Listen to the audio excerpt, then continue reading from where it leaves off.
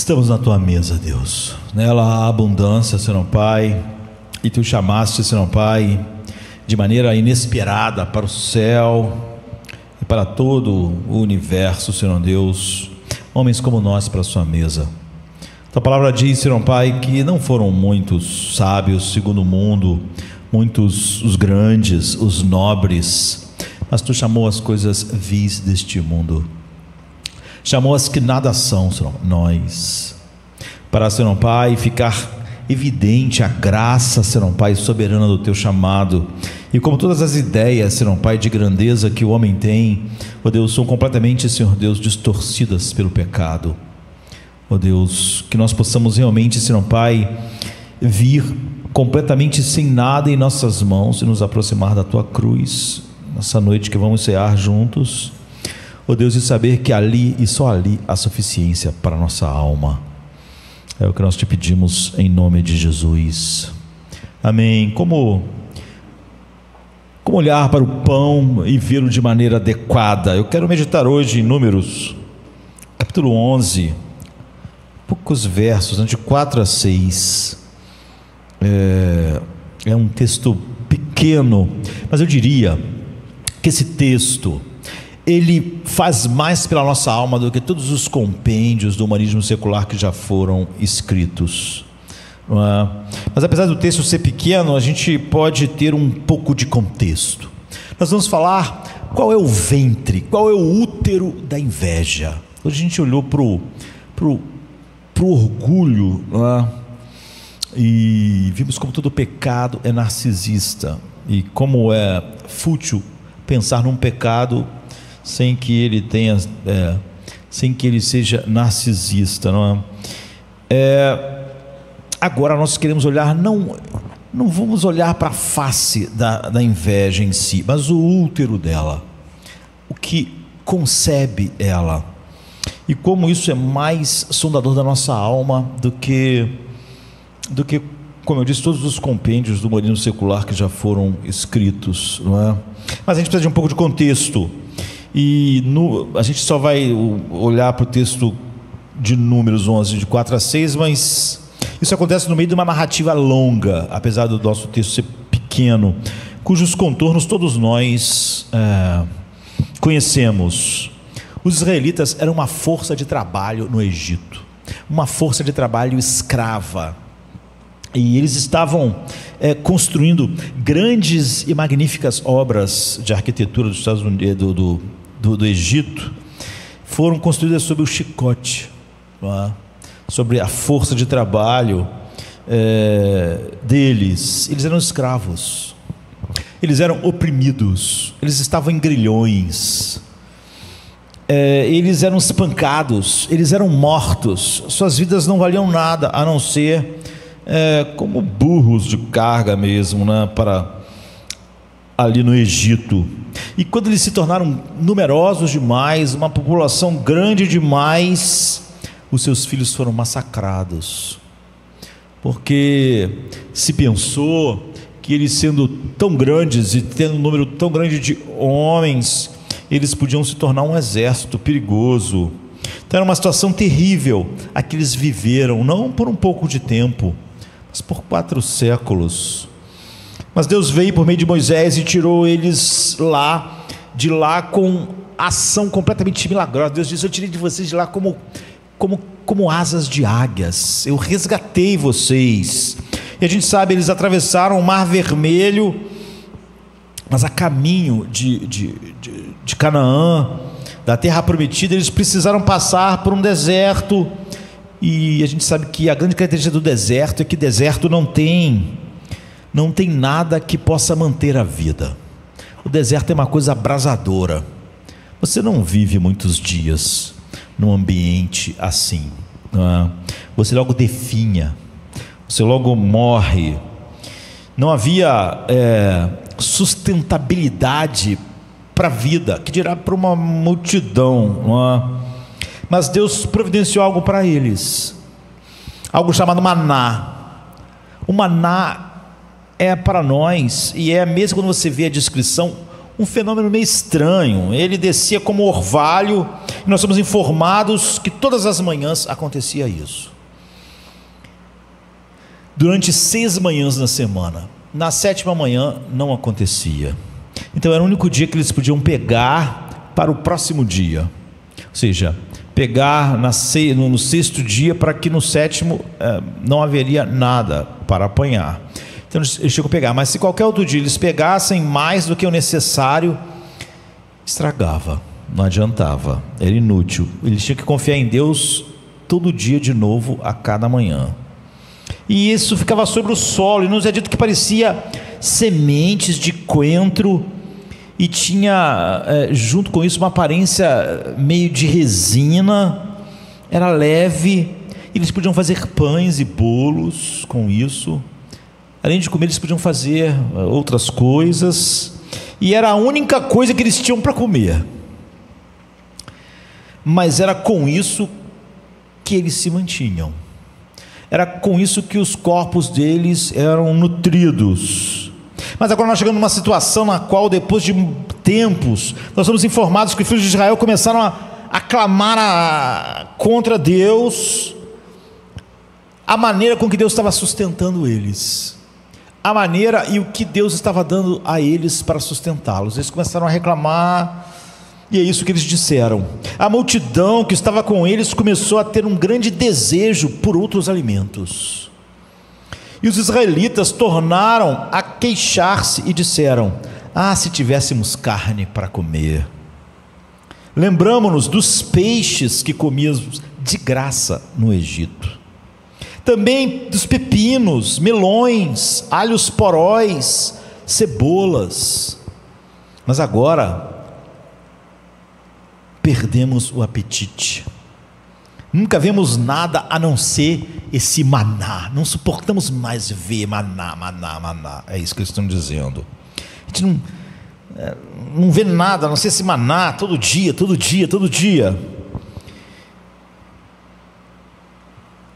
Antes, na história, as pessoas tinham uma visão, ela foi mudada alguns séculos atrás, mas agora de novo as pessoas começam a estar dispostas, quando você lê pensadores e filósofos, a admitir que há alguma coisa muito errada com a humanidade, que foi negada durante um tempo.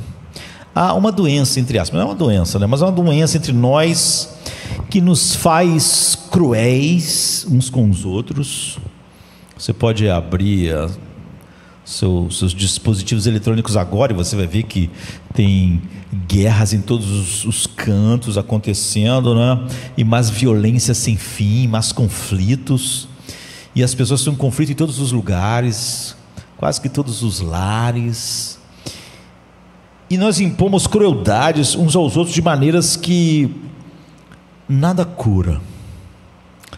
Há uma espécie inveterada de infelicidade no homem. Infelicidade produz infelicidade. Gente infeliz produz infelicidade. É como se a infelicidade gosta de se multiplicar. Alguém está infeliz numa casa e acaba que ele inferniza todo mundo. Todo mundo fica infeliz. A infelicidade cresce. A infelicidade passa de um para o outro. E o homem não consegue extinguir essa infelicidade. Imagine cada um com a sua infelicidade, impondo mais infelicidade ao outro que já tem infelicidade. Então, é uma descrição boa do mundo, da sociedade.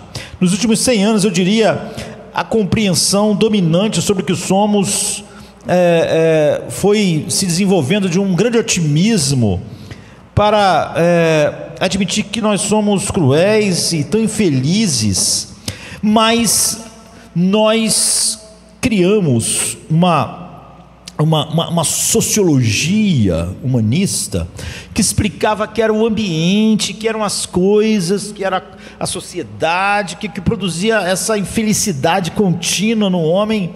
Estava no ambiente, estava em outro lugar, que vinha de fora dos homens. É óbvio que se você continuasse perguntando não fazia nenhum sentido, não é? Mas tudo bem.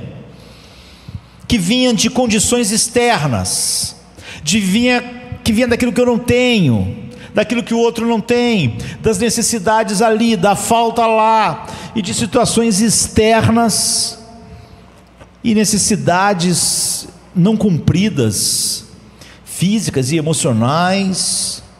Mas eu diria que nas últimas décadas a inteligência da nossa cultura, filósofos, pensadores, começaram a ficar mais dispostos a admitir que há algo profundamente errado com o homem. Estão começando a dizer que talvez Shakespeare, lá no século XVI, estivesse certo quando disse: a culpa, meu caro Brutus, não está nas estrelas, mas em nós mesmos. Sabe, Shakespeare na peça Júlio César, colocou Cássius falando isso para Brutus. A culpa, meu caro Brutus, virou uma frase famosa, não está nas estrelas, mas em nós que somos inferiores. Alguma coisa em nós que impulsiona para baixo, que é inferior, que nos faz infelizes. Não são as estrelas, a sorte, os acontecimentos, somos nós. Então, os pensadores começaram a concordar de novo mais com essa visão de Shakespeare. Há algo dentro de nós que faz isso, e não fora de nós. A Bíblia obviamente diz isso o tempo todo. As pessoas na igreja só vivem indo para lá e para cá com o que o mundo diz porque querem, A Bíblia diz a verdade sobre o homem o tempo todo. Ela nunca muda porque é a verdade, Então há séculos diz que o problema dos seres humanos não é ambiental. O problema do ser humano é essencial. Na verdade, o problema do ser humano começou num lugar onde o ambiente era perfeito. O problema começou dentro do ser humano e nunca mais se originou de nenhum outro lugar. É o contrário. Todos os problemas fora vêm desse interior. O ambiente não tem nada a ver com isso, com a nossa miséria.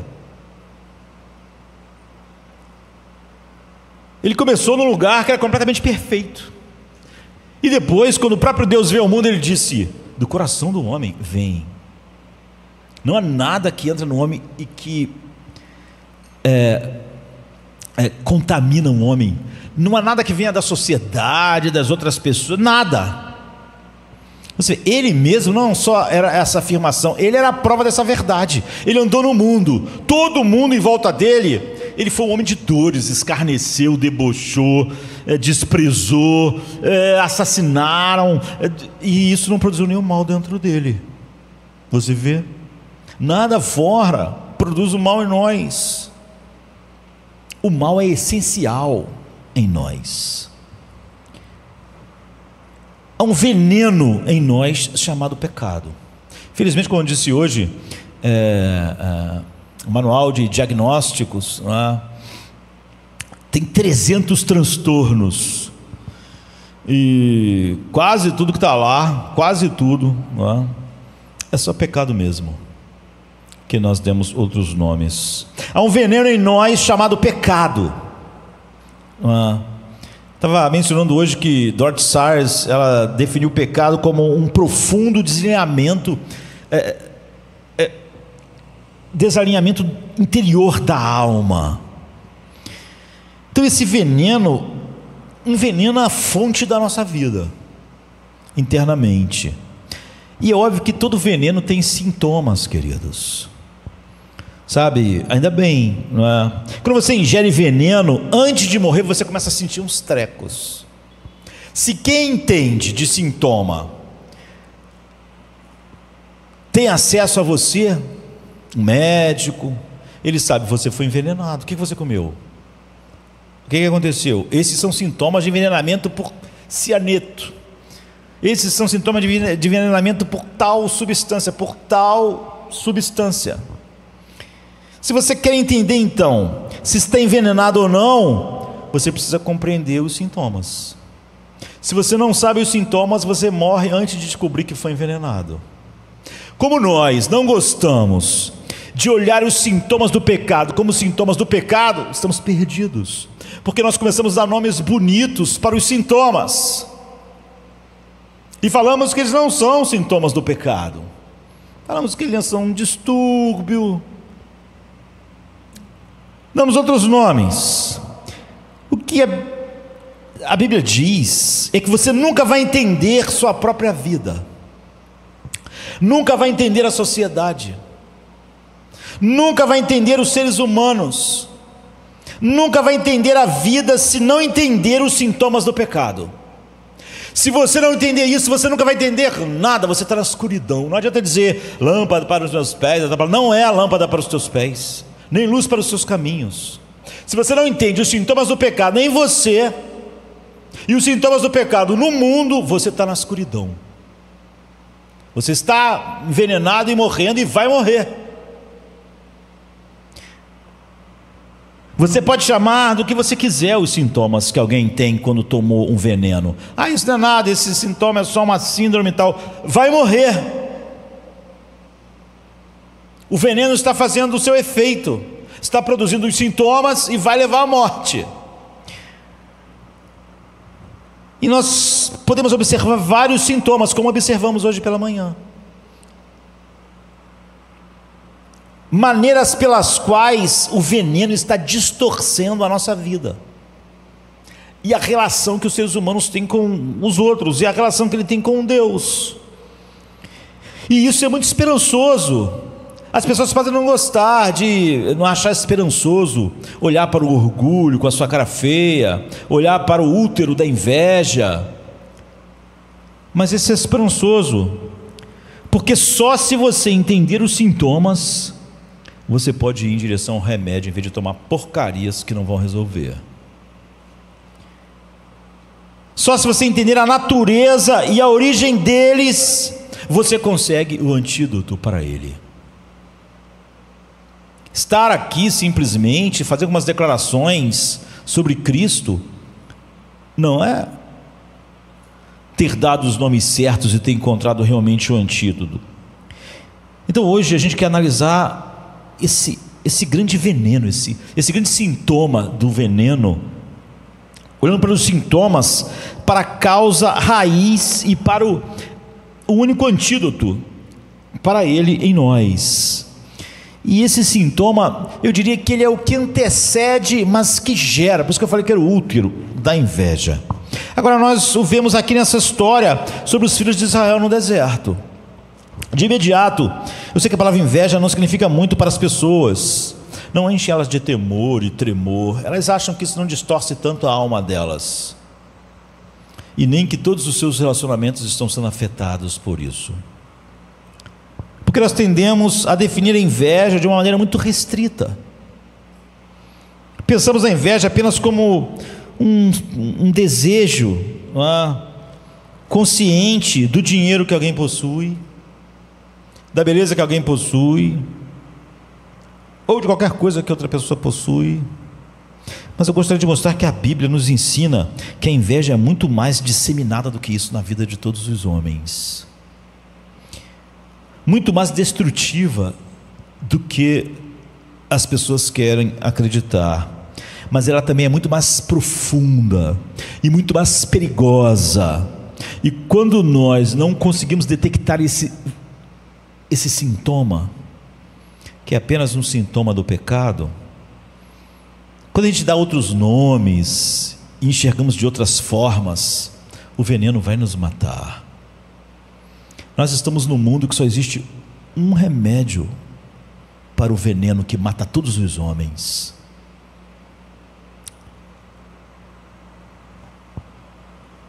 E quanto menos nós conhecemos os sintomas, mais destrutivo isso é, e mais profundo e perigosa é óbvio que a coisa é. E o problema dessas pessoas é esse: a multidão com eles começou a desejar outro alimento, outra comida, não está suportando mais comer maná. E novamente os israelitas começaram a lamentar e reclamar e disseram: se tivéssemos carne para comer. Nos lembramos do peixe que comíamos no Egito, de graça. Também dos pepinos e dos melões e dos alhos poróis e das cebolas.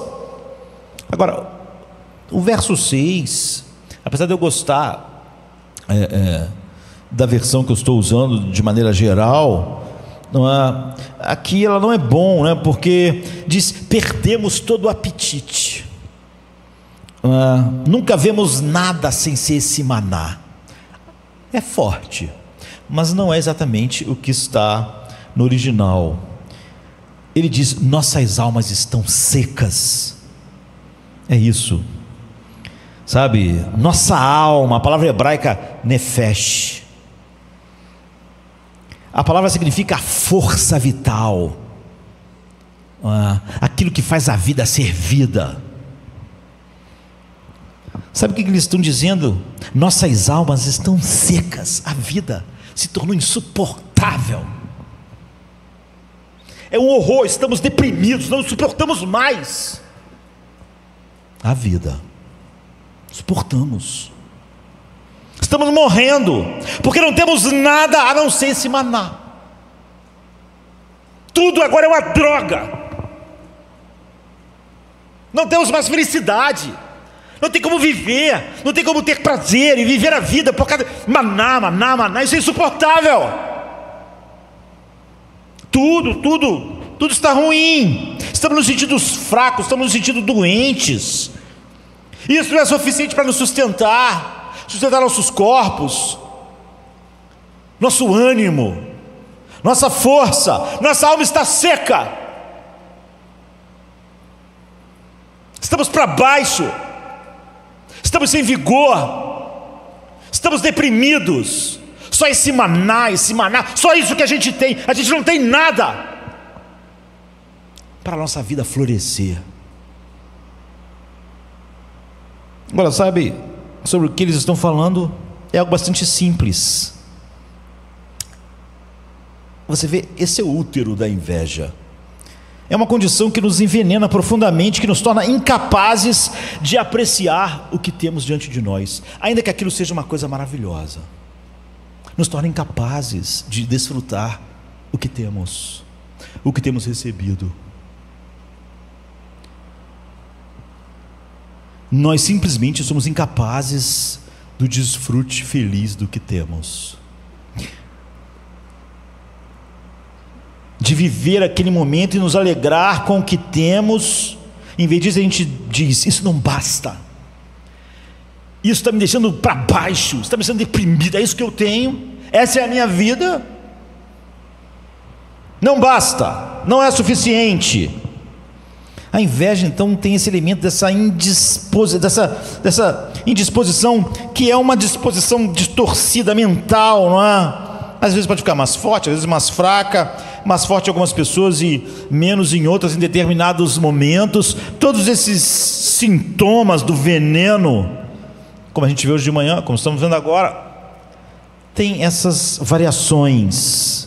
É mais forte em algumas fases da vida, menos, mas todos nasceram envenenados pelo pecado. Os sintomas estão aparecendo em todos os lugares, é óbvio. Ninguém nasceu e depois tomou o veneno. Nascemos envenenados e podemos não perceber se dermos outros nomes aos sintomas, e nem acharemos que precisamos do único antídoto que existe. Então a inveja que nos impede de simplesmente sentar com o que temos à nossa frente e desfrutar o que temos. Nós começamos a procurar o que está errado, o que está faltando. Não é bom o suficiente o que nós temos. O contrário do salmo que eu estava mencionando na hora da oferta, né? Não tenho falta de nada, porque o Senhor é o contrário disso. Não consigo desfrutar, não é o suficiente, estou deprimido. Em outras palavras, é a condição do coração que diz: lá atrás, ou ali adiante, ou em outro lugar eu poderia ser feliz, mas aqui e agora eu não posso. Quando eu olho para o passado, meu passado era tão, puxa vida,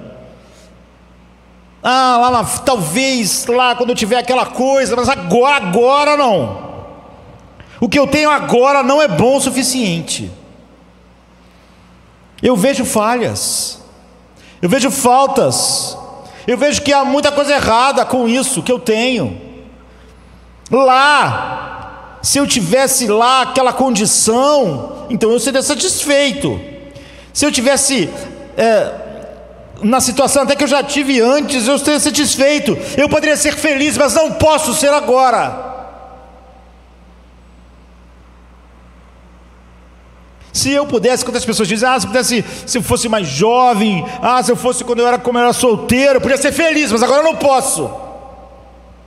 Talvez no futuro, quando isso acontecer, eu possa ser feliz, mas agora eu não posso.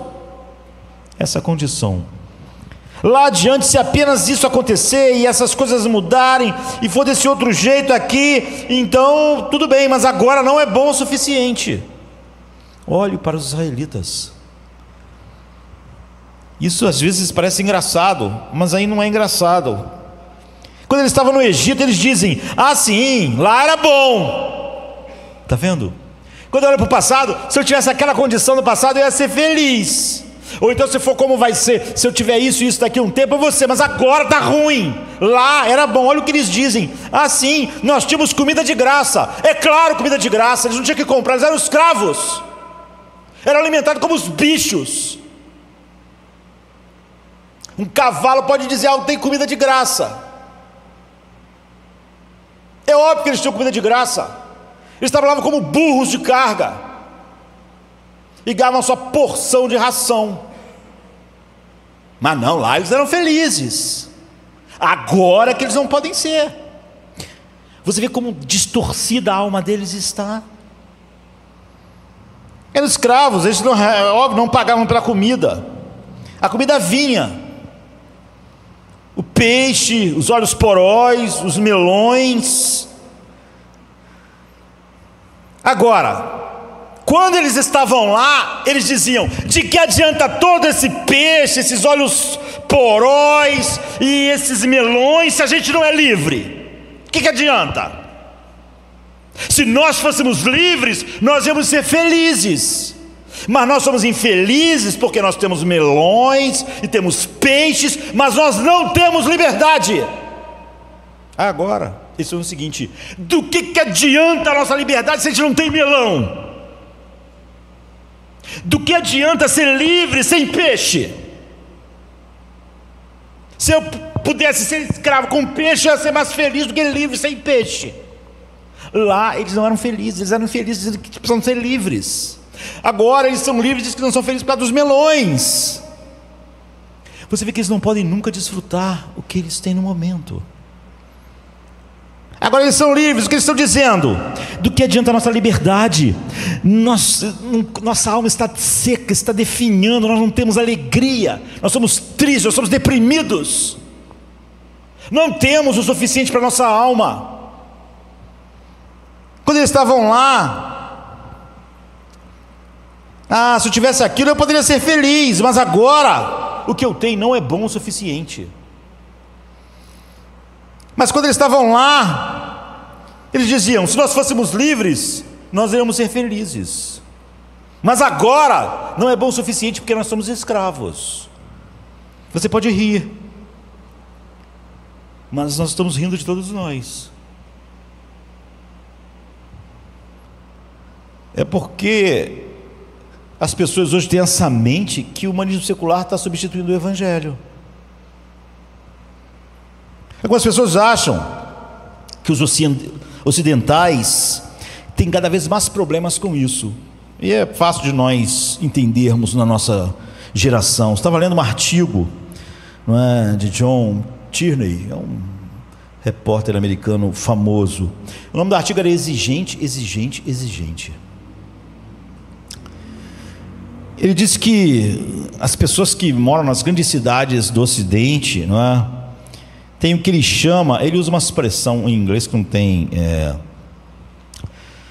não tem tradução para o português, seria mais ou menos um detector de falha fatal para tudo. Esse detector sempre detecta uma falha fatal em qualquer situação. E agora, isso é mais poderoso no homem do que jamais foi. Ele está dizendo no artigo, ele não é cristão. quando você aponta o seu detector para qualquer coisa de falha fatal, ele logo descobre uma falha, porque ele está sempre focalizado nos defeitos, ele sempre focaliza no que está errado, ele sempre focaliza no que está faltando. Então a gente diz: eu odeio isso, isso não é bom o suficiente. Aquilo talvez no teu passado fosse o que você queria, fosse o seu sonho, mas agora quando você chega, ele diz: nós ligamos o detector de falha fatal, nós começamos a ver, e ele diz: a gente nunca sai sem isso, a gente usa o tempo todo, a gente usa na internet, você usa isso quando vai a um restaurante, pode ser ótimo, tem uma coisa ruim, pronto, acabou, é ruim. Você usa na arte, você usa com seus amigos, você liga o detector de falha fatal para um amigo, pode ser um ótimo amigo, mas você vai encontrar os defeitos que te irritam. Seu casamento, na sua carreira. Mas ele diz: nós enlouquecemos, porque as pessoas agora estão usando esse detector na potência máxima. As pessoas se encontram. Aí ele conta uma história de alguém que foi encontrar alguém que conheceu, assim, sabe, pela rede, que nunca viu. E ele conta que essa pessoa lá de Nova York, indo para esse encontro às cegas, uma pessoa que ele conhecia já há bastante tempo, mas só sem ver a pessoa, e a pessoa disse: bem, começou ótimo. Essa pessoa disse, porque eu cheguei lá onde tinha marcado, e ela abriu a porta e ela estava fantástica, rosto lindo, corpo ótimo, sorriso legal, tudo estava bem, mas quando ela virou, então aquela pausa sombria, né? Os cotovelos dela estavam sujos, e o cara continuou no encontro, mas ele sabia que aquilo estava fadado ao fracasso. E ele disse que, observando o cara falar, ele pensou: meu primeiro instinto foi dizer: poxa, existe sabão, tem jeito de resolver isso. Mas ele percebeu que não importaria. Ele percebeu que aquela pessoa tinha ligado o detector de falha fatal. Se lavasse o cotovelo, ele ia achar outra coisa. Não tinha jeito. Ele encontraria outra coisa e outra coisa. E é por isso que os relacionamentos são um horror. Todos estão, ele diz, com o detector de falha fatal ligado. E se pelo menos aquela pessoa perdesse tantos quilos, se aquela pessoa fosse um pouco mais ambiciosa, se aquela pessoa fosse um pouco mais isso, um pouco mais romântica, um pouco mais atenciosa, um pouco mais isso, um pouco mais aquilo, ele diz: não adianta dizer: olha, isso aqui você pode resolver desse jeito, porque o detector acha outras coisas. Claro, ele é sócio de uma empresa, mas não é uma grande empresa. Ele diz, né, no artigo dele, ele diz que durante anos,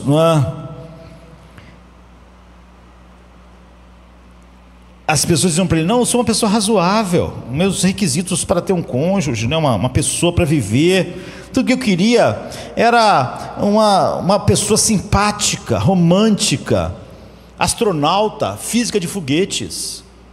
E o cara da lista, ele pensava: gente, onde ele acha que vai achar essa pessoa? Mas eu percebi que os outros precisavam de ajuda, a pessoa diz para ele, né? Então ele diz: você ri, mas pensem, ele diz, ele não é um cristão, mas ele está sendo tão sensato. Ele diz: pense, quando você sente dor de cabeça num dia de sol, pode ser que você está dirigindo o carro sem um óculos de sol, ou pode ser porque você tem um tumor na cabeça mortal. Pode ser algo leve, passageiro, ou pode ser algo muito, muito profundo. A Bíblia diz: esses sintomas são profundos. Se você achar que essas coisas que você sente são só uma coisa pequena e passageira, entenda, isso é um tumor mortal em você. Jesus diz: não pense que isso é algo leve, isso é mortal.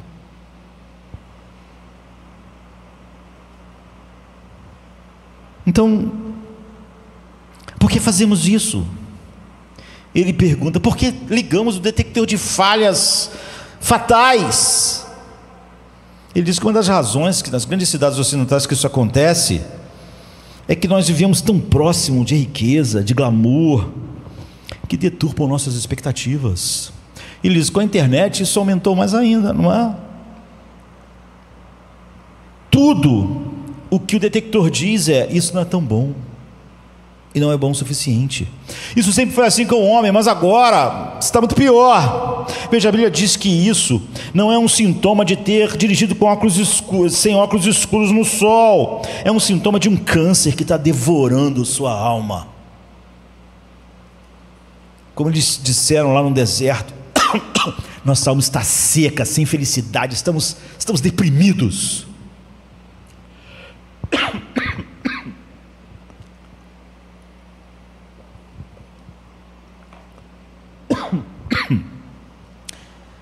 Isso é forte e não fraco.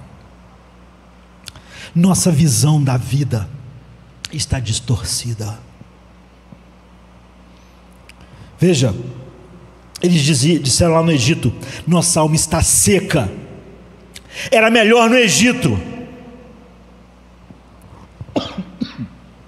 Estamos deprimidos, a nossa vida não vale a pena como nós estamos vivendo ela, nossa alma secou, estamos murchos, não há vigor em nós, não há viço, não há vida. Agora, você vê a distorção, você consegue ver a distorção, queridos? Eles estão focados nas falhas, estão focados no que está errado, estão focados nisso, que sua memória está completamente, eles se focaram tanto no que eles não têm, que a memória deles ficou totalmente distorcida. Eles foram massacrados, foram mortos, foram escravizados por 400 anos. Você pode dizer: como eles puderam esquecer? Tínhamos melhor no Egito, tínhamos comida de graça lá. Bem, como eu disse, é claro que era de graça. Vocês estavam acorrentados, trabalhavam todo o tempo e depois eram alimentados para continuar trabalhando. Como eles puderam ignorar isso nas suas lembranças? Dá vontade de você dizer: você lembra do massacre no Egito? Você lembra como Moisés teve que ser poupado? Você lembra quantos meninos foram mortos? Como vocês podem ter uma alma tão distorcida? O escritor tinha razão, há algo em nós, o detector de falha fatal cósmico. Isso enlouquece todos os homens, a ponto de dizer que a escravidão era boa. Odiamos isso, odiamos nossa situação, odiamos a nossa carreira, odiamos tudo, odiamos nosso relacionamento, nossos amigos, não gostamos, tudo está com defeito, não é bom o suficiente, era melhor antes. Como eu disse, raramente, todo mundo no mundo hoje em dia parece reclamar dos seus casamentos, todos estão com o seu detector de falha fatal ligado.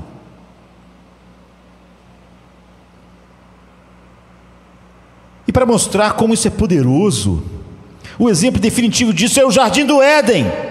Olhe para lá, lá estão Adão e Eva. É um lugar perfeito, não há morte, não há doença, não há nada errado. Nós sequer quase podemos imaginar isso. Tudo é perfeito, e mesmo assim, por meio da serpente vem um pensamento: vocês podem ter tudo o que quiserem? Não, eles dizem, nem tudo. Não podemos comer daquela árvore. Podemos fazer qualquer outra coisa, podemos comer qualquer outra coisa, mas daquela árvore, não. Aí vem um pensamento de volta: aposto que aquela árvore deve ser a melhor de todas. Aposto que aquela árvore ia me fazer muito mais satisfeito do que todas as árvores juntas. Acho que todas as árvores juntas não devem ter um sabor tão bom como daquela árvore. E eles ficaram insatisfeitos. Sentiram eu posso imaginar uma situação melhor do que o Jardim do Éden. Eu posso imaginar uma situação melhor, que era eu poder comer daquela árvore também. O que você acha que isso significa? Ouça, não importa quão infeliz você esteja agora com suas circunstâncias. Se você entender o que a Bíblia está dizendo, ela está dizendo que se Deus te pegasse agora e botasse você no Jardim do Éden, você ia ser tão miserável quanto você é. Você logo ia estar deprimido no Éden. Porque não é onde você está que está fazendo isso em você. Que nossos primeiros pais ficaram satisfeitos no lugar perfeito. Que a distorção não estava fora, estava dentro deles. Com o coração que você tem agora, no seu estado atual, se Deus te coloca no Éden, isso não ia te fazer nem um pouco melhor. Logo, o seu detector de falha fatal ia começar a encontrar um monte de problemas lá. Você encontraria algo errado no Jardim do Éden. É isso que o pecado faz. Faz você procurar defeito, você procurar a falha. O homem não tem paz. Não tem paz com ninguém. Faz você rejeitar, faz você achar que nada é bom o suficiente, nada é bom o bastante. E é por isso que você é miserável ao pensar desse jeito. Você acha que as misérias interiores do homem e sua tristeza, a ponto de ele chegar ao ponto de dizer: a vida não vale a pena ser vivida, igual eles te falaram aqui, estamos murchos, estamos deprimidos, é por causa do mundo ou do que está acontecendo? Não é, sabe? E é isso que faz você achar que outra situação, outro lugar, outro casamento, outro romance. Se nós tivéssemos os melões do Egito. Eu vou te dizer, se você tiver outro casamento, você vai encontrar um defeito nele. E se você achar outro depois, você vai encontrar outro defeito nele. Você sempre vai achar um defeito em tudo. Eu queria ser casado, mas você então encontrou um monte de defeitos no casamento.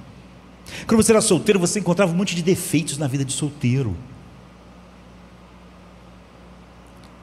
Essa é a razão pela qual algumas pessoas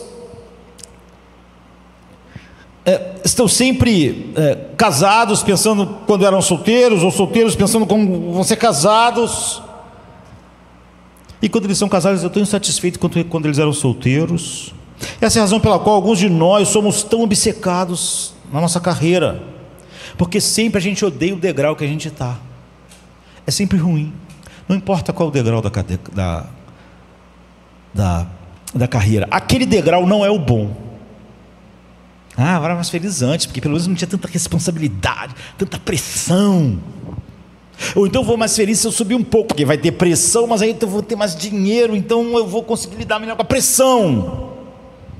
Era melhor o degrau antes, ou então vai ser melhor o degrau depois, mas esse degrau que eu estou é o pior.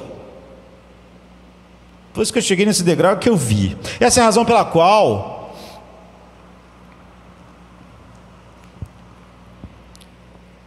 alguns não podem suportar o reflexo no espelho. Essa é a razão pela qual muitos de nós temos um espírito tão crítico em relação a outras pessoas, porque nós estamos com o detector ligado, o detector de falha fatal. Estamos apontando para todo mundo. É óbvio que nós achamos defeito em todo mundo, óbvio. Essa é a razão pela qual algumas pessoas já foram de 10 igrejas, não é por causa da verdade. Tudo que eu quero é a verdade. Então ele está num lugar onde só a verdade é pregada, mas ele acha um outro defeito. Não, aqui tem a verdade, mas apesar de ter a verdade, aquele irmão tal é desse jeito, aquele outro irmão tal, eu não acho que eu não sou amado como eu devia ser, pronto. Não é mais a verdade.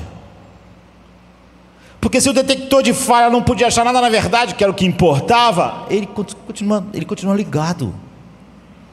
Tem gente que foi de 10 igrejas e não vai ter mais 10. Porque ele não está procurando a verdade. Exigente, o nome do artigo é exigente, exigente, exigente. É claro que você vai encontrar defeitos. É claro que você vai encontrar defeito no seu cônjuge, é óbvio que você vai encontrar defeito no deserto, é óbvio que você vai encontrar defeito numa vida mortal, é óbvio que você vai encontrar defeito em corpos que estão envelhecendo, é óbvio que você vai encontrar defeito num trabalho feito por homens imperfeitos, é óbvio que você vai encontrar defeito em seus amigos, é óbvio. O que você espera? Essa é a razão pela qual as pessoas estão em crise da meia-idade, cada vez mais jovem, insatisfeitos, deprimidos. Sua condição, seu corpo, seu casamento, seu trabalho. Meu Deus! Melhor era o Egito. Melhor sempre é o passado, ou é o futuro. Mas a droga do presente é horrível, é deprimente, faz secar nossa alma.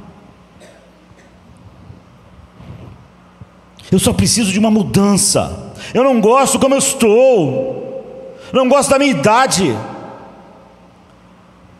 Lá adiante eu vou ser livre. Eu quero estar lá adiante, eu preciso ser livre. Agora eu estou lá adiante, sou livre. No passado tinha melão. Você nunca pode simplesmente se sentar e apreciar, desfrutar a liberdade, comer o maná. Esse é o sintoma, mas é só um sintoma. A doença é o pecado. Você já viu um homem, por exemplo, dizer: você está contente em qualquer situação? Você vê?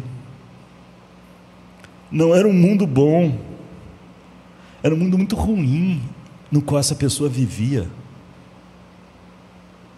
Pessoas o tratavam muito mal, na igreja e fora dela.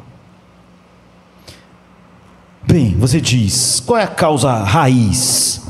Você pode fazer o seguinte: você pode procurar ajuda no humanismo secular, ou você pode acreditar em Deus. Você não deve misturar os dois.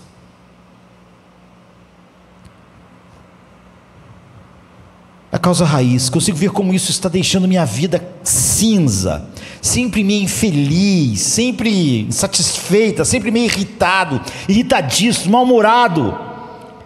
Um espírito que critica tudo, acha tudo meio ruim. Deve ser algum hormônio que não está funcionando. Deve ser falta de algum produto, de alguma química em mim. Tudo bem. Descubra qual é e tome um comprimido. A gente vive numa época que existe vitaminas, todas essas coisas. Descobre o que está faltando. Vai ver a vitamina D, você toma ela. Vai ver serotonina, você toma a quantidade que está faltando. Qual é a raiz disso? Bem, a raiz é o veneno específico. Esse veneno específico é que você não confia em Deus. Você é incapaz de confiar em Deus. E quando a gente não confia em Deus, a gente pode estar no jardim do Éden ou num deserto, a vida vai ser insuportável.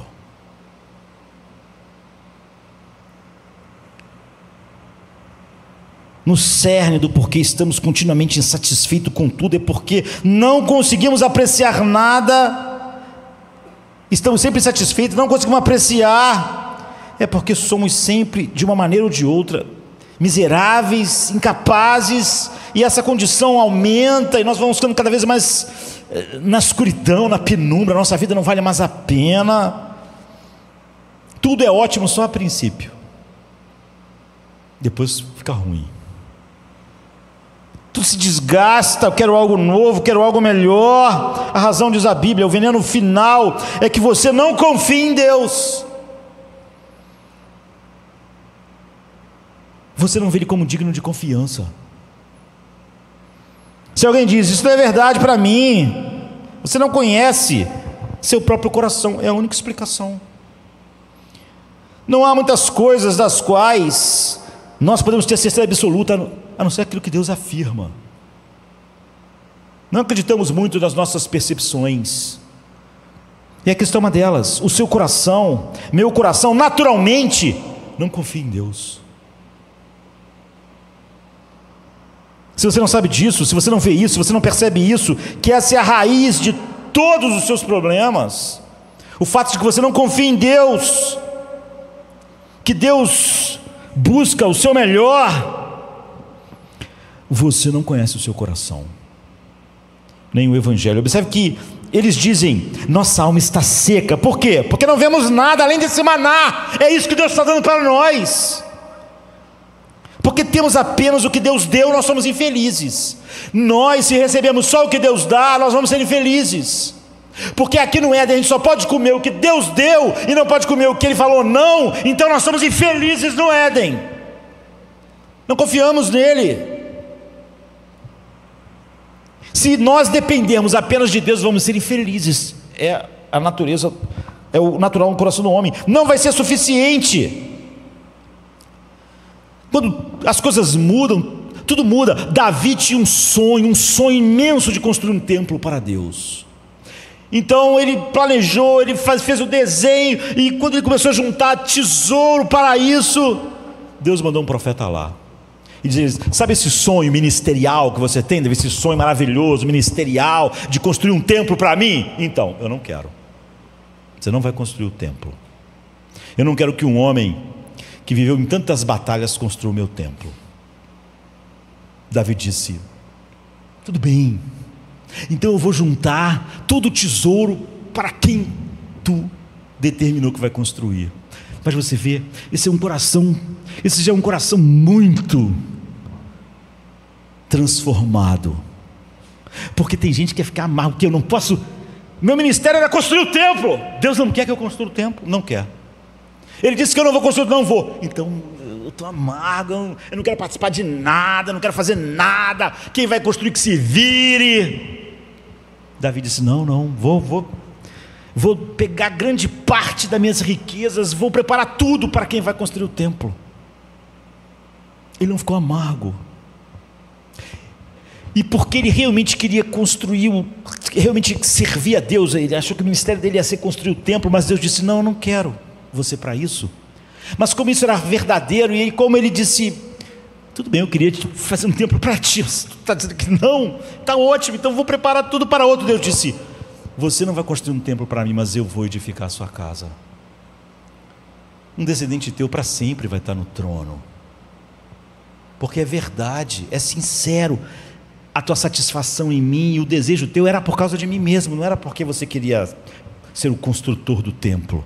Você continua feliz sem ter que construir o templo, sem poder, porque eu disse não. Então você não vai construir uma casa para mim, mas eu vou edificar a sua casa. E um herdeiro teu vai sentar no trono para sempre. Você vê, em Deuteronômio 8, quando a peregrinação pelo deserto termina, o nosso tempo está terminando também, Deus vem até eles e diz: durante o tempo, 40 anos, que vocês estiveram no deserto, os seus pés não incharam. Agora, se você conhece essa passagem de Números 11, e não sabe um pouco sobre biologia, anatomia, fisiologia, não vai entender muito porque que Deus usou essa expressão: seus pés não incharam. Quando a nossa alimentação não é adequada, um dos sintomas é que nossos membros inferiores começam logo a inchar. Por exemplo, há doenças como o escorbuto, que antigamente, quando os navegadores, essas pessoas ficavam com a comida muito restrita de nutrientes, porque não tinha geladeira, não tinha essas coisas no mar, né? Então é uma falta severa de vitamina C. Um dos sintomas é que os pés ficam logo inchados. O que Deus está dizendo é o seguinte, em Deuteronômio 8: apesar de vocês falaram que o maná não era suficiente, era. Ele tinha todas as vitaminas. O corpo de vocês não teve falta de nada. Não havia nada na nutrição de vocês que faltou com o maná. Eu tinha colocado tudo no maná. O corpo de vocês não ficou com vitamina D faltando, nem com vitamina A, nem B12. Vocês tinham tudo. Não é verdade que eu dei algo insuficiente a vocês. Eles eles tinham todos os nutrientes que precisavam, eles tinham todas as vitaminas necessárias, tudo bem. Então, o que eles estão dizendo aqui? Eles estão dizendo: mas nós nos sentimos fracos, nós nos sentimos infelizes, a gente estava sem força, sem energia. Agora, como se o alimento era perfeito, por que eles estavam se sentindo assim? Porque é óbvio, se 3 pessoas se juntarem e combinarem, de sempre encontrar uma mesma pessoa falar: está com aparência estranha, você tem que ver isso, hein? Você parece estar com alguma coisa. Se tu sai, outra pessoa te encontra, que combinou com a outra, e diz: cara, estou achando você com uma aparência estranha, acho que você vai procurar um médico. Você vai outro: ih, rapaz, estou achando você meio esquisito. Você começa a sentir um troço, né? Gente, vou ter que ir no médico. Você não se sentir estranho, sabe? Isso pode parecer engraçado, mas é exatamente o que a gente faz com o pecado. Nós olhamos para a vida, porque foi o que eles fizeram. Olhamos para uma coisa boa e começamos a dizer: isso não é suficiente, esse relacionamento é ruim, isso é ruim. Essa casa, esses filhos, esse esposo, essa esposa, esse trabalho, isso é ruim, é ruim. É ruim, é suficiente. E nós vemos reclamando, aquilo vai ficando insuportável. De fato, não era, mas vai. E eles realmente começaram a se sentir mal no deserto. Eles ficaram deprimidos, ficaram tristes, ficaram arrasados, a alma deles secou. Insatisfação faz isso.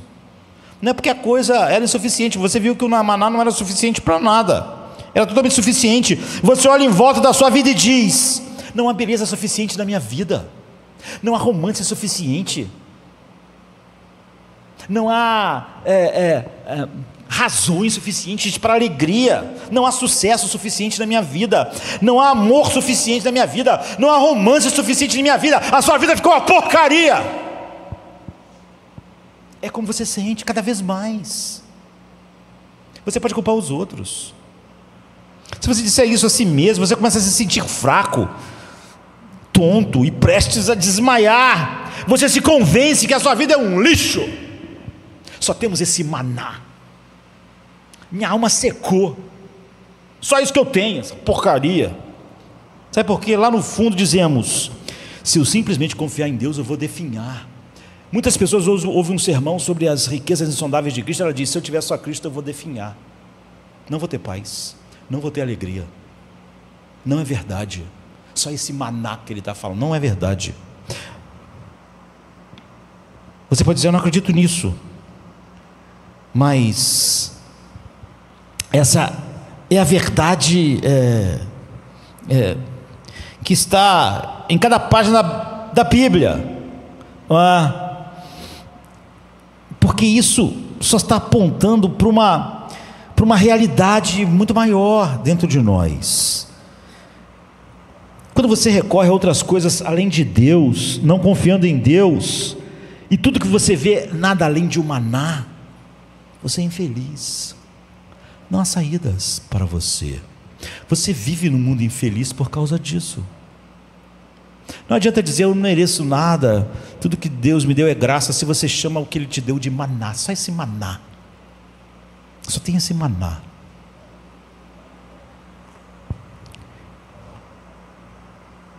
Qual é o antídoto para nós cearmos? Bem, aqui está. Qual seria o antídoto deles? Qual seria o nosso?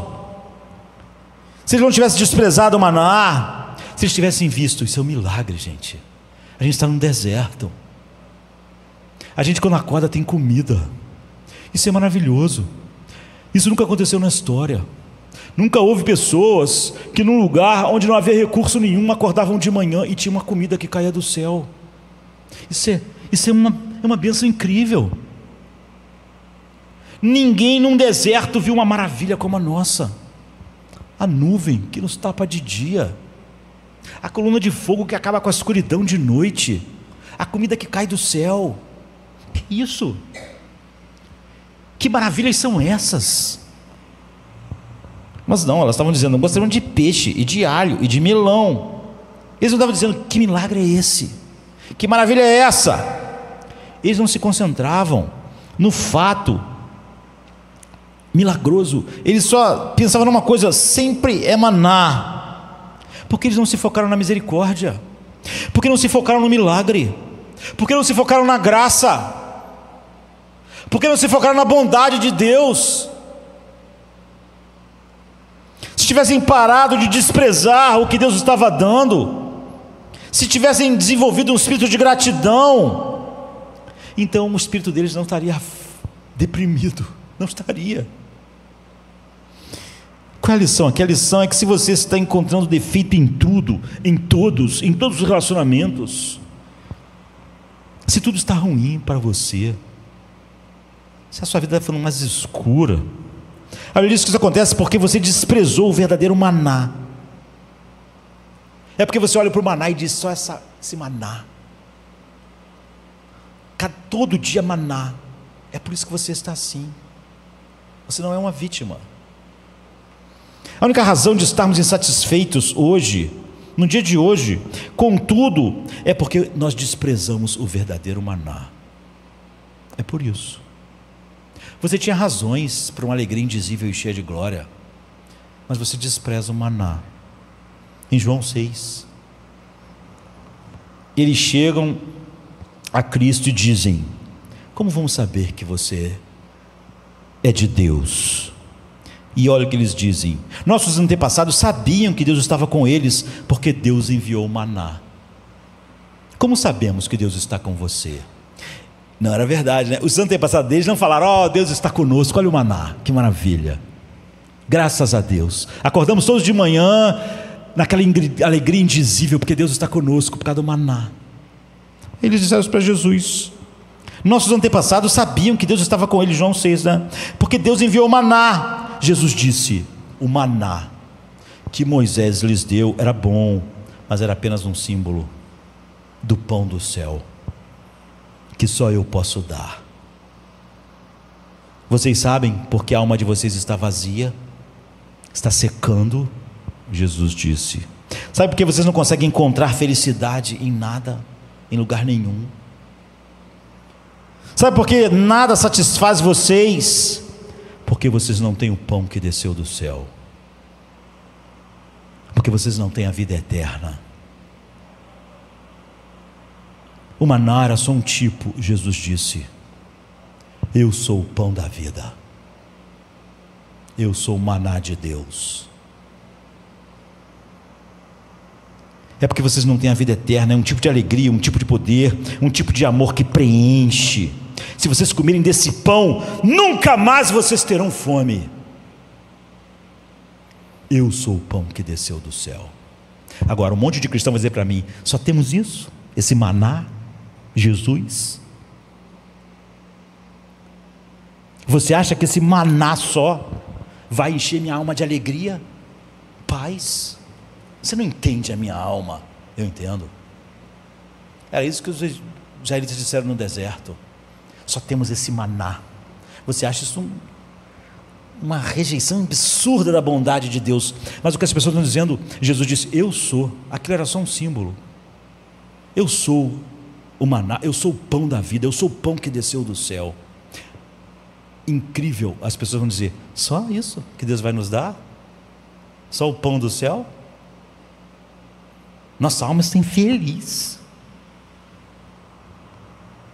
E os melões? Não tem melão? Não vai ter o alho poró? Só maná. Deus só nos deu Jesus, e quer que a gente seja feliz. Feliz com isso? Só esse maná? Todo dia? Em qualquer situação, maná, maná, maná. Isso vai nos fazer felizes?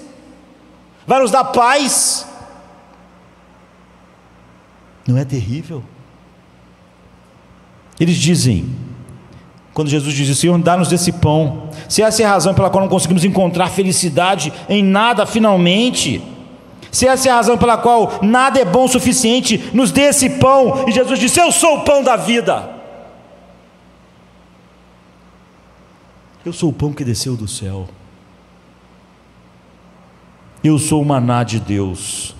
Sabe o que eles fizeram? Eles desprezaram ele. Fizeram exatamente como fizeram com o maná, que era um símbolo dele. Eles falaram assim para Jesus, quando Jesus disse isso: você não é o filho de José, o carpinteiro? Faça-me um favor, você acha que vai ser a nossa paz e nossa alegria? Coloque-se no seu lugar, maná.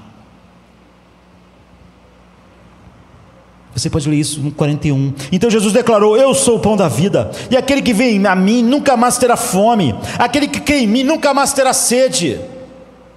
Com isso os judeus começaram a criticar Jesus, igualzinho no deserto. Fizeram com o símbolo, fizeram quando o pão desceu do céu. Porque ele disse: eu sou o pão que desceu do céu. E eles disseram: você é o pão que desceu do céu? Você não é o filho de José? Não conhecemos seu pai e a sua mãe? Como ele pode dizer: desci do céu? Respondeu Jesus: parem de fazer-me críticas. Ninguém pode vir a mim se o Pai que me enviou não o trouxer. Ninguém vai realmente achar que eu sou o maná que satisfaz se o Pai não o trouxer. É isso. E eles o desprezaram, da mesma maneira que o maná foi desprezado no deserto, e disseram: isso não é suficiente. Não é o que dizem hoje? Não é o que os cristãos dizem hoje, junto com o mundo? O que? Jesus vai ser suficiente para minha alegria?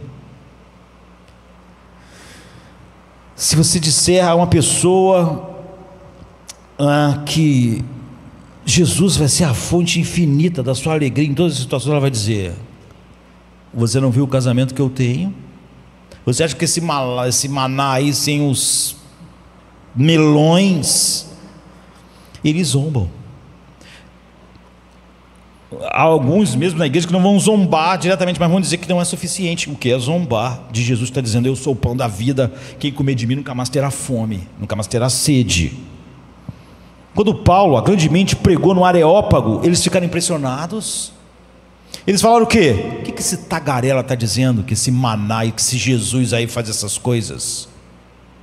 Não vê que nós somos filósofos, nós temos sabedoria muito mais completa do que isso, nem a gente conseguiu satisfação. Quando o próprio Jesus Cristo caminhou pela vida, sempre foi desprezado como maná. Só esse maná? Essa igreja vai pregar só o maná? Não tem mais nada? O que essa igreja tem para mim? Só maná?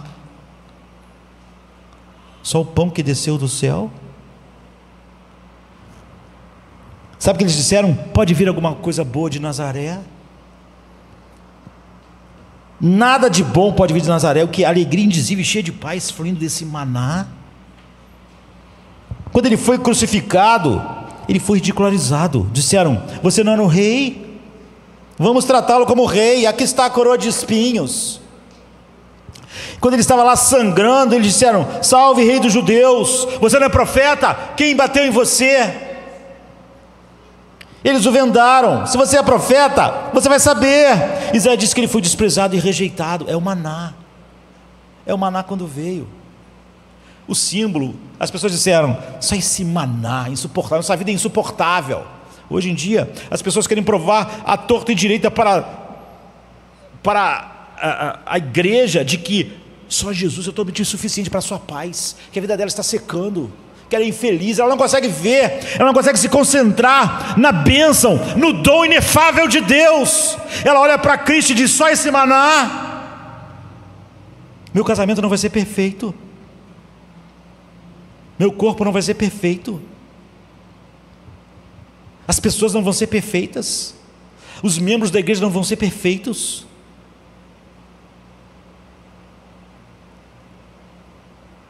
Na verdade, Jesus, nós só somos salvos, vamos cear agora, porque Jesus fez o oposto disso. Porque quando nós o desprezamos, ele se recusou a nos desprezar. Ele não ligou o detector de falhas para nós, senão nós não seríamos salvos. O detector ia explodir de tantas falhas. Ele não apenas se recusou a nos desprezar, ele fez o contrário. Nós ignoramos toda a riqueza infinita de Deus em Cristo, e Ele ignorou todo o mal em nós para nos salvar. Há uma cena no filme O Guarda-Costas e a Primeira Dama, um filme de 1994, né? com Nicolas Cage, Shirley MacLaine. Ela era a primeira-dama dos Estados Unidos e o presidente morreu. E ela no filme faz de tudo para que o serviço secreto que ia continuar tomando conta dela, que fosse aquele agente secreto. E a gente fica meio sem saber por quê.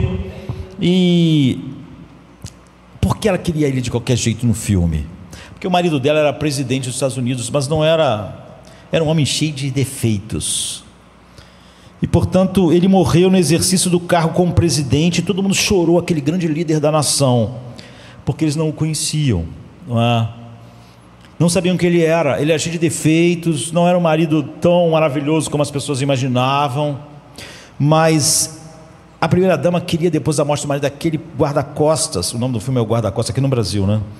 Aquele agente, porque aquele homem, como era o guarda-costas pessoal do presidente, ele viu todos os defeitos do presidente,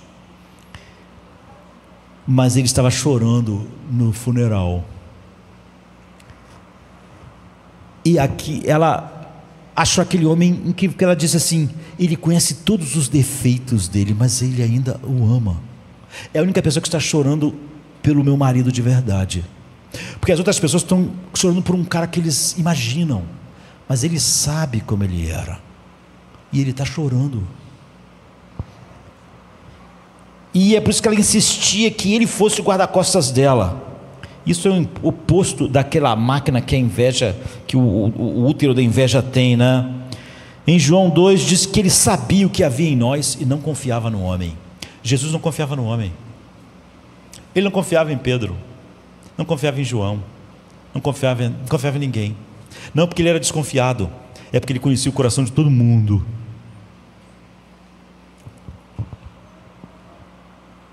Ele nos conhece tão bem. Ele não confia em você como um ser humano. Não é isso que fez ele te salvar, porque você era confiável. Ele conhece você. Nós ignoramos tudo que é bom para odiarmos. Odiamos tudo que Deus faz e falamos só o maná. Ignoramos o milagre e começamos a detectar todas as falhas. Jesus se recusou a se mirar em nossas maldades para nos salvar, senão ele não nos salvaria. É o oposto da maldade. Vamos concluir com duas observações. Primeiro, talvez algumas pessoas jamais entendam o Evangelho, não entenderam. Jesus Cristo é o pão do céu.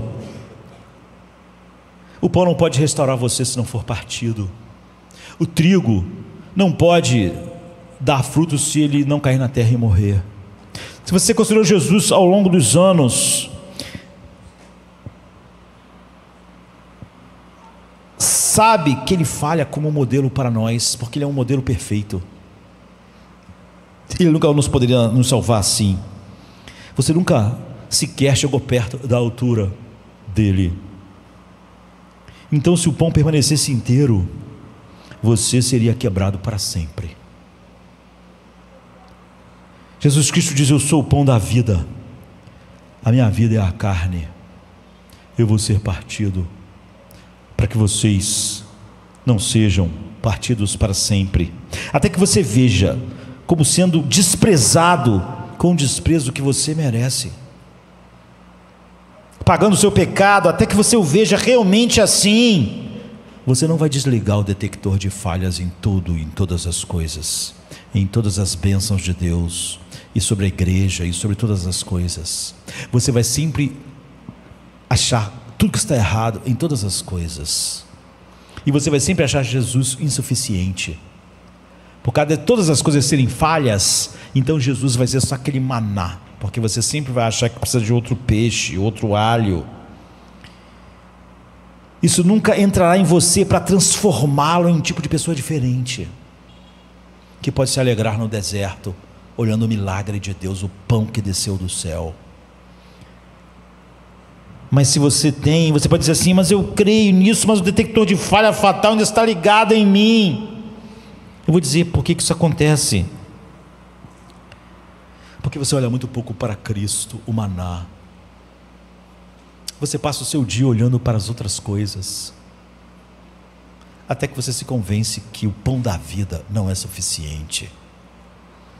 Em vez de se concentrar no pecado das pessoas.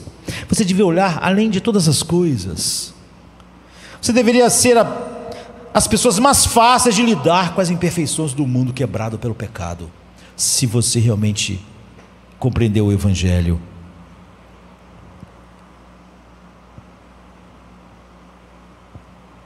É por isso que Jesus podia pegar uma mulher que foi pega em adultério e dizer: olha, não peques mais, eu não te condeno. Vá, se arrependa, não peques mais. Poucos iam poder dizer isso, né? Porque iam se concentrar tanto na falha daquela mulher, que não iam poder. Te peguei, estava esperando para pegar a sua falha, eu sabia que tinha alguma falha, demorei a achar, hein? Mas eu sou tão astuto, tão agudo, que acabei vendo o teu defeito. Foi difícil, mas eu achei, agora sim, sabia. É óbvio. Marido, esposa, amigos, trabalho, igreja, teu detector é fatal. Fatal. Você despreza o pão que desceu do céu. Sua vida é miserável. Vai ser cada vez mais deprimida. Você é uma pessoa fácil de ver a falha em todos os lugares. Você é muito difícil de ver a beleza de Cristo. Quando você olha um pouco só para Ele, você olha tanto para as outras coisas que você diz: só esse maná.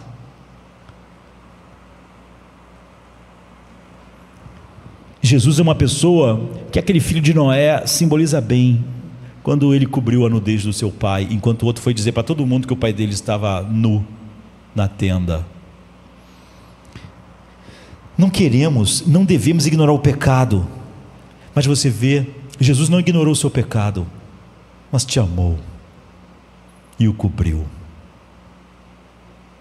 Ele não se concentrou nas ovelhas horríveis que o pai deu a ele. Ele se concentrou em estar satisfeito com o plano do seu pai.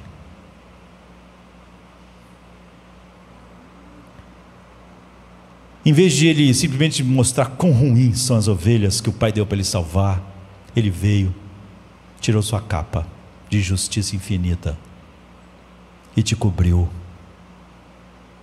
É isso que o Evangelho deve fazer com você. Quando você começa a ser transformado pelo Evangelho, quando Cristo é o pão da vida que satisfaz, você começa a desligar o detector que arruina o seu casamento.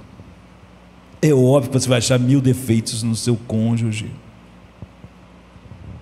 no deserto. E se você fizer isso, aquilo que era para ser a fonte da sua alegria, que é o maná, você vai chegar à conclusão: só esse maná? Só o pão que desceu do céu? Se você não consegue compreender com gratidão o pão do céu que Deus te deu, se você não consegue ser grato para ser feliz, porque Ele te deu o seu filho, você vai ser infeliz. Você vai achar defeito em todas as coisas. Imagine se Jesus só vivesse para achar os defeitos de Pedro, Tiago e João. Ele não ficava aqui um minuto, mas ele estava tão satisfeito em seu Pai. Se você não for grato por Cristo, a igreja é um problema para você. Todo mundo que está aqui é pecador. Você está aqui por causa de Deus e da verdade de Deus, mas não será verdade. Você vai estar descobrindo a nudez de todo mundo, todo o tempo todo. Mas não só na igreja, no seu casamento, no seu trabalho, na sua condição, na temperatura. Se você não consegue se disciplinar e olhar a vida com gratidão: Deus, obrigado, porque nesse deserto Tu me deu pão, Tu me deste água, Teu filho é a própria rocha que foi rompida para que a água saísse, Teu filho é o próprio pão que desceu do céu. O Teu amor me constrange, Teu amor é tão grande, me constrange tanto que me impede de ser infeliz em qualquer situação.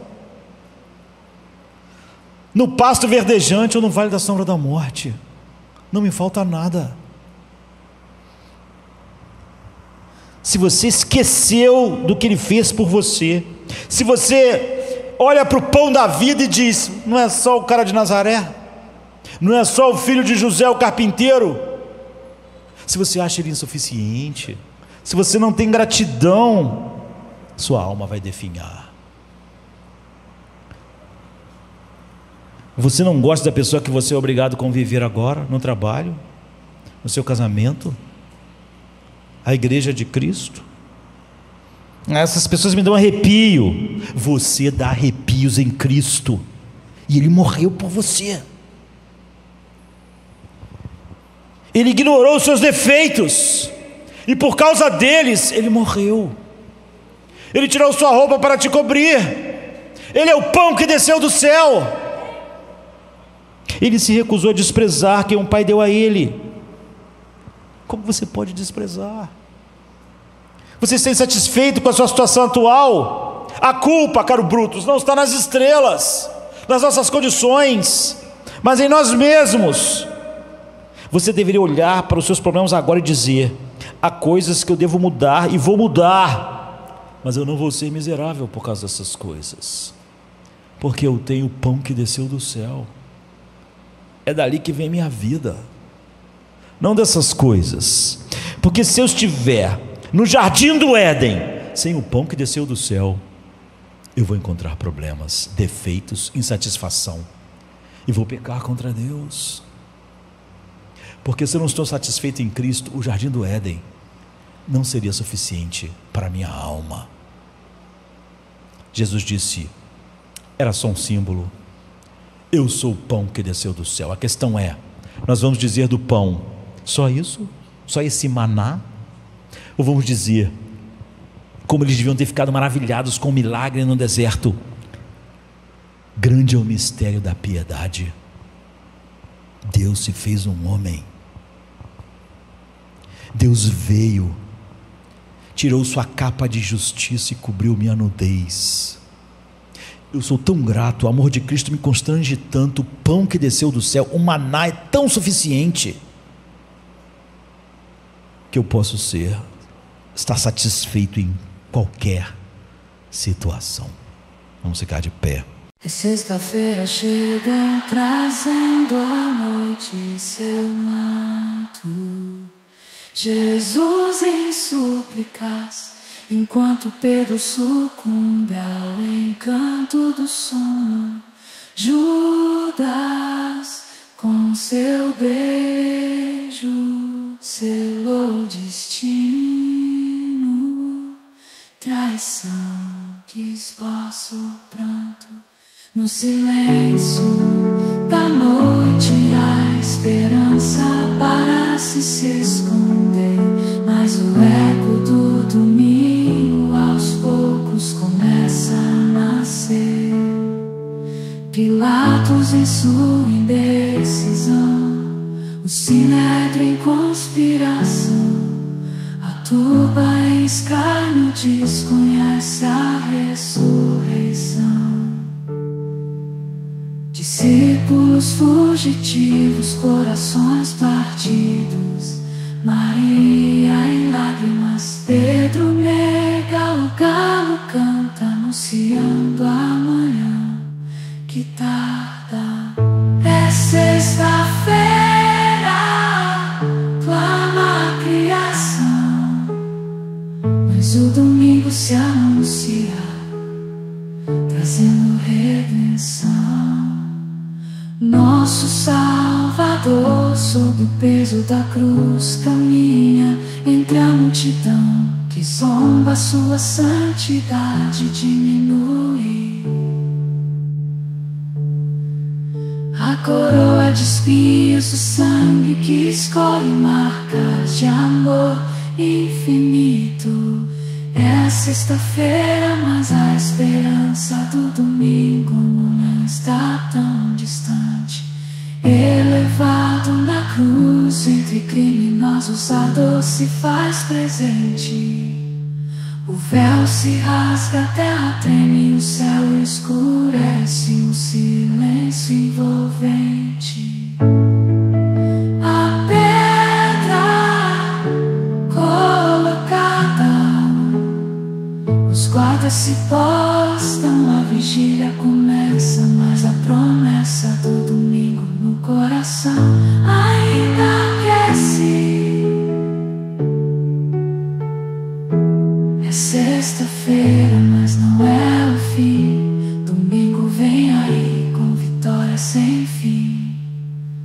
escuridão parece reinar, a morte sorri, certa de sua vitória. É sexta-feira, mas a história ainda não contou, só a glória. O pecado julga ter vencido, a esperança parece falhar, mas a luz do domingo já começa a brilhar. O túmulo agora vazio, a pedra removida, Jesus ressuscitou, trazendo vida. Manhã de domingo, brilha a esperança restaurada.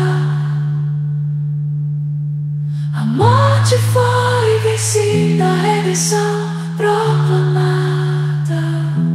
É sexta-feira, mas a alegria vem com o amanhecer.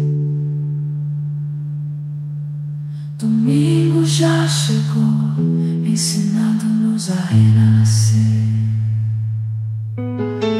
Nosso Salvador, sob o peso da cruz, caminha entre a multidão que zomba sua santidade.